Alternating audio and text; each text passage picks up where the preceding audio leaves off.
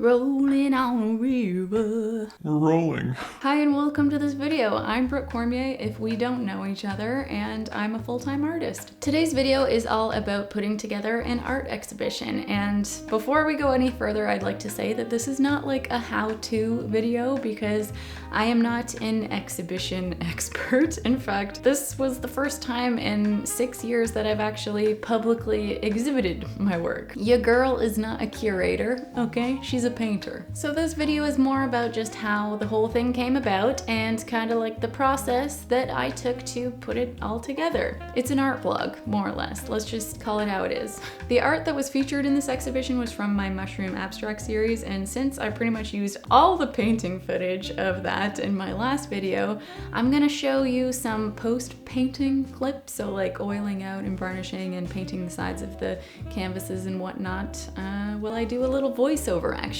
Sound good? So if you did watch my last video, you may have heard me mention that last fall I ran into a stranger on the street here in Toronto. This guy recognized me as an artist because he follows me on Instagram. This has only happened a couple of other times, so I felt really famous. He was standing outside this cafe called Youthful Vengeance, which I guess he had just taken possession of, if that's the right word, and he invited me in for a coffee, which I agreed to because he seemed like a really nice guy and had a cute dog named Poppy. His name was David Choi, and he told me how the cafe was about to open and he had this vision of it being a hybrid cafe/gallery space and kind of like a hub for artists in the city. His plan was to have local artists exhibit their work on a weekly or monthly basis, and he asked me if I'd be interested. Like I mentioned before, I hadn't exhibited my work in almost 6 years, and I thought this could be a fun opportunity, so I agreed. At that point, I had like 2 little paintings in my inventory, so I had to decide what work I was actually going to create for the exhibition. And that's when I decided that this was actually the perfect opportunity to finally finish my Mushroom Abstract series that I started 2 years ago. So I spent February, March, and April painting away, and I finished the last 7 out of 12 paintings in the series. Because I had already sold the first 5 original paintings in 2022, I decided that for the exhibition, instead of hanging originals, I would hang limited edition prints. This way I could have all 12 pieces in the series hang together. So after I finished the last 7 paintings, I had a painting release before the exhibition started. The plan here was to make some money to fund the production of the prints and also to fund getting them all framed, which if you've ever done before, you know is not cheap. And if you watched my last video, you already know how the painting release went. Spoiler! I didn't sell anything. So that really sucked, and I was feeling pretty down on myself for a bit and started to question, like, was it even a good idea that I was making prints if the paintings weren't selling? But I'd already committed to this exhibition, so I knew I had to follow through with it. I had to just keep reminding myself that I was proud of the work and that eventually it would find the right audience. And a bit of an update on that, since sharing my last video about feeling like a failure from not selling the work, I ended up selling 3 out of 7 paintings, which I am just so happy about. And I just want to say that right now that video has close to like 800 comments, which is insane, and I can't respond to all of them, but oh my god, you guys, it's just been like so encouraging and motivating to read all of them and just hear the advice that you have to give and hear that sharing this experience has made you feel not so alone in your own experiences and stuff like that. And it's just been like, wow, a big love fest, so just thank you, truly. But okay, before it gets a little too emotional in here, let's get back to the exhibition. So after the paintings were finished, they needed to be digitized and printed. I'm very lucky to have a Giclée printer right down the street from me, and Ernesto at QSQ Giclée Boutique does really exceptional work. I got him to scan the paintings and then I did all the color correction and whatnot. I've explained this way better in another video, which I will leave on the screen. And then we did some test prints to make sure that everything was accurate. And these test prints are just so cute. This is when I really started getting excited about making prints because they're just like little babies. Then once the test prints were just right, it was time to make the final prints, and Ernesto was gracious enough to let me film the process. I decided to only make 10 prints of each painting, which is what they call a limited edition in the art biz. And even though the paintings were various sizes, I wanted to keep all the prints uniform, so I went with a 12 by 12 inch image with a 2-inch border. I thought that this would look nice and consistent when they all hung together in the exhibition. These are giclée prints, which are basically the pinnacle of fine art printing. They're extremely high quality, archival grade prints that use an ultra-fine inkjet printing process. I decided on a 100% cotton, cold-pressed natural fine art paper that has this nice, natural textured finish, which I really love and thought it suited the art perfectly. It was nice spending this time seeing Ernesto's process and also learning about how he got into the printing biz. It's great to hear another small business owner talk passionately about their work. Then it was time to sign and number the prints. As I said, I only made 10 prints of each painting and I wanted to frame number 1 of each for the exhibition. I write the number on the bottom left-hand corner of the image and then write my signature on the bottom right. I also make sure that my hands are very clean for this part, so not to get any dirt or oils on the paper. It's actually really nerve-wracking to sign prints because you really only have one shot and you don't want to mess it up. But I'm sure after I do it 120 times, I'll get it right. Once that was finished, it was time to take the prints to the framers. Brady at Telegram Prints and Custom Framing helped me pick out a beautiful frame that somehow seemed to complement each individual print, even though they're all so different. I asked if I could film some of the framing process, and it was really cool to spend time in the workshop and see Haley and Mina work their magic. Framing was definitely the most expensive part of putting together this exhibition, but totally worth it because a good frame can really bring a piece of art to the next level. It's not common for me to frame my own work before selling it, just because people have different tastes and interior decor, so this was kind of a treat. I really loved having creative control over how each print would be presented. When you buy a piece of art that you love, you want to make sure that the frame does it justice. Actually, not even does it justice, but enhances the viewing experience. A frame has the power to alter how the work is perceived, and for these prints, I wanted a frame that wasn't going to distract or diminish, but elevate. I had to take into consideration the thickness of the frame, the material, the color, how big of a mat to use, what color mat, just a lot of design decisions. So the frame I ended up choosing is made of pine with a Nordic oak veneer, a 1.5 inch off-white mat, and of course UV protected glass. The materials used for framing are not only for aesthetics, but also for protection. You want to make sure your framer is using archival framing techniques to ensure the longevity of your art, especially when it comes to giclée prints. A high-quality print needs a high-quality frame. So yeah, you want to make sure you're using acid-free materials to protect the art from discoloration and aging and whatnot. I chose this frame because it was minimalistic and modern, but the wood still made it feel warm and homey and bright. And I feel like it's a frame that's very versatile and could really fit into any space.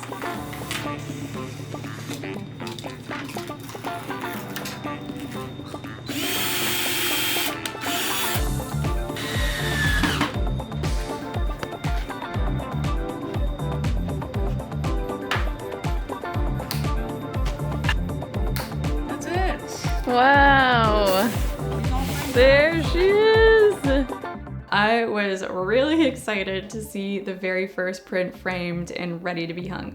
I wasn't gonna stick around and be a nuisance while the other 11 prints were being framed, but before I went on my way, Haley let me cut a piece of glass, and it was both scary and very satisfying. That's all! Wow, thank you. Helped really. While I waited for the remaining prints to be framed, I finally had some downtime. Daniel Huzar, who volunteers for Youthful Vengeance, was putting together some PR stuff for the show, and so we went to High Park and had a little photo shoot, which was actually pretty fun because usually I'm the one taking all my own photos, and it was nice not to be creative director for once. We then came back to my studio and did a little interview for the exhibition, which is all recorded and you can watch it here. 1 week later. All the framed prints are now ready for pickup. This involved a quality check where I took a close look at each print and just made sure that it was exhibition ready. Honestly, this felt like Christmas morning. It was so satisfying to see each print in its polished new state, and I found myself picking some new favorites just because they looked so good in the frame. I'm very lucky to have such talented framers right down the street from me, so big thank you to Brady, Haley, Mina, and Ian for their great work, and if you're ever in need of a framer in Toronto, I highly recommend Telegram Prints and Custom Framing.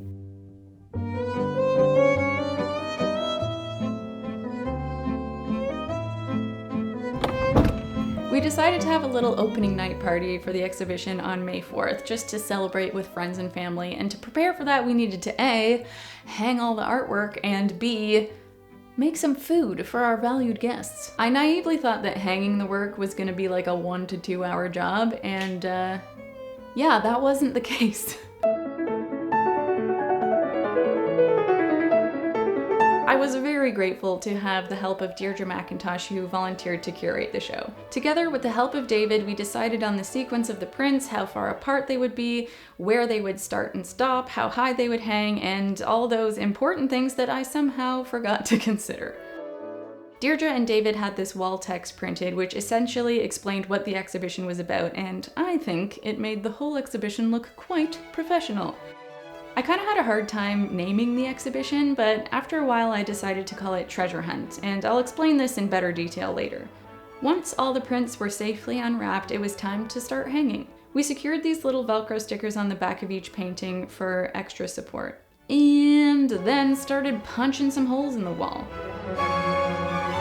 David had the idea that after each exhibition that Youthful Vengeance hosted, instead of sanding down and repainting the wall every time, they would spackle over the holes and leave them as is until the whole wall was like this textured artwork of its own. And I thought that was a pretty cool idea. Deirdre and I got pretty fast at hanging the prints after the first wall was finished, and I think the second wall took half the time.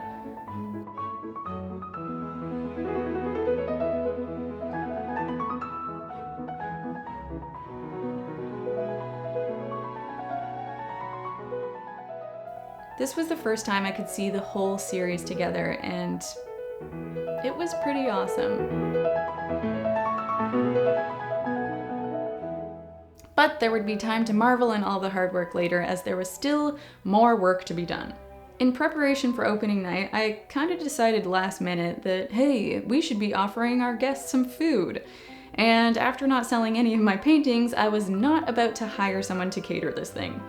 So, with the help of 4 of my girlfriends, we made all the food ourselves. Anyway, I think now is a good time to tell you more about what the exhibition was actually about. So here's what the wall text said. Delving into a playful realm of exploration and nostalgia, Treasure Hunt invites viewers to rediscover the wonder and fascination of their youth. Here, artist Brooke Cormier presents her recent body of work that traverses through her childhood memories of one of nature's most enigmatic treasures, the mushroom. Cormier's work reflects her lifelong fascination with the natural world, stemming from endless summers spent exploring the forest floor around her grandparents' cottage. It was here that the search for the most interesting mushroom ensued, which later in life transpired into a love of mushroom photography and foraging. In this exhibition, mushrooms emerge as symbols of Cormier's childhood, representing the thrill of discovery at the intersection of imagination and exploration. Each painting, with its blend of realism and abstraction, reveals the intricate beauty of the micro-world and invites you to rediscover the childlike wonder of hunting for treasure. So that's why I decided to call the exhibition Treasure Hunt.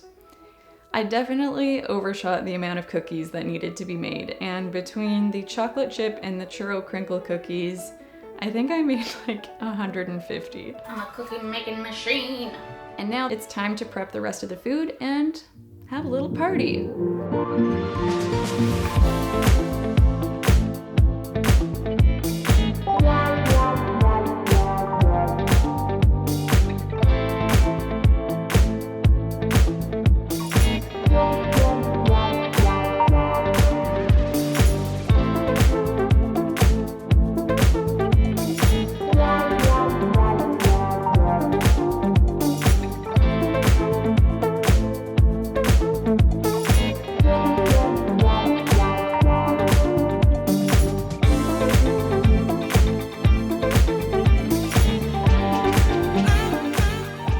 I was definitely nervous going into this because usually when people see my work, they're behind a screen somewhere and I'm not witness to their reaction. and being present while all these people who I love and respect go around looking at my work felt a bit scary at first. But everybody was so supportive, and it was actually pretty cool to have conversations about the art. I don't really get a chance to do that face-to-face very often. I ended up having a lot of fun, and in my books, it was a success. So some final thoughts on this whole experience of putting together an art exhibition. I was really happy I did this. It almost felt like a community project because everybody involved in making it happen was in a 700-meter radius of each other. It was like making the art in my studio here, having prints made here, having them framed here, and then having them exhibited here. I feel like I was really a part of the process from start to finish, and I got to see the work that goes into each person's craft, from printing to framing to curating a show, and that was really cool. Am I gonna do this every month? No, because it was a lot of work and a lot of running around, but will I do this again? Definitely yes. Throughout the month-long exhibition, I was able to introduce my work to a local audience, which I might not have otherwise accessed, and it was pretty cool bringing my friends and family who couldn't make it to the opening night and giving them like a little private tour. So all in all, I'm really happy with how this all turned out. And again, I want to thank Ernesto at QSQ Giclée Boutique for the prints, Telegram Prints for the framing, Daniel for the editorial and the interview, Deirdre for curating the show, my girlfriends for helping me with all the food, and of course David at Youthful Vengeance for inviting me to showcase my work and making this whole thing possible. I'm gonna leave everybody's info in the description below, so feel free to check them out and show them your support if you're also in the Toronto area. If you're interested, I am selling these limited edition prints on my website at brookecormier.com, and I still have some left if you want to check that out. This video is not sponsored, so if you want to show your support and have some cool new art, then hey, That's one way to do it. thank you so much for watching. I really hope you enjoyed the video. Give me a thumbs up if you liked it, and smash that subscribe button. I hope you have a fantastic rest of your day. I'm Brooke Cormier, and I will see you next time.